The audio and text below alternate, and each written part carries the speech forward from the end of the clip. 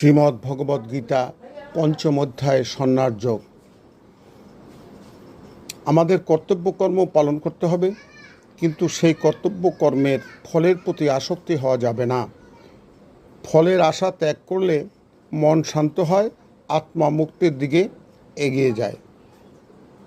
সত্যিকারের কর্তব্য কি শুধু কাজ ছেড়ে দেওয়া সন্ন্যাস নয়, মনের আসক্তি ত্যাগ করাই প্রকৃত সন্ন্যাস।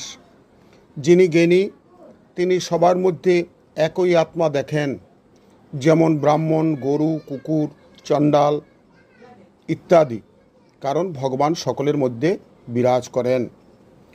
ভগবান ইন্দ্রিয় নিয়ন্ত্রণ করতে বলেছেন কেন? অর্জুন শ্রীকৃষ্ণকে জিজ্ঞাসা করেন, কর্মত্যাগ না সন্ন্যাস ভালো? কাজ করতে করতে ভক্তি ভালো? ভগবান শ্রীকৃষ্ণ উত্তর দিলেন, দুই পথই ভালো, কিন্তু নিষ্কাম কর্মযোগ মানুষের জন্য বেশি সহজ এবং শ্রেষ্ঠ। অর্থাৎ সংসার থেকে ভগবানের পথে চলে যাওয়ায় প্রাকৃত সন্ন্যাস হয়। প্রকৃত সন্ন্যাস কি? অনেকে ভাবেন কাজ ছেড়ে দিলেই সন্ন্যাস, কিন্তু ভগবান বলেছেন কাজ করেও সন্ন্যাসী হওয়া যায়। আসক্তি ত্যাগ করে হলো আসল সন্ন্যাস। কর্মযোগী মনোভাব কীরকম?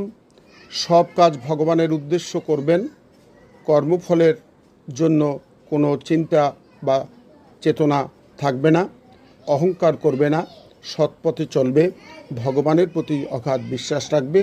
এটি হলো কর্মযোগীর একমাত্র মনোভাব। ফলে তার মন পবিত্র এবং শান্ত থাকে।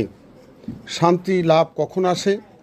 ভগবানই সব কিছু ভোক্তা, ভগবানই সর্বত্র বিরাজমান, ভগবানই ফলের বন্ধু।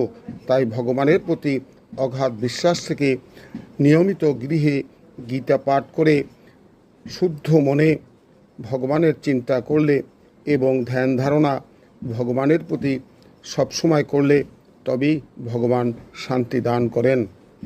আসুন আমরা ভগবানের পথে আকৃষ্ট হই, ভগবানকে সাধন ভজন পূজন করি, ভগবানের শ্রীপাদপদ্মে আমাদের যা কিছু আছে সব কিছু সমর্পণ করে ভক্তিময় জীবন যাপন করিন। জয় রাধে।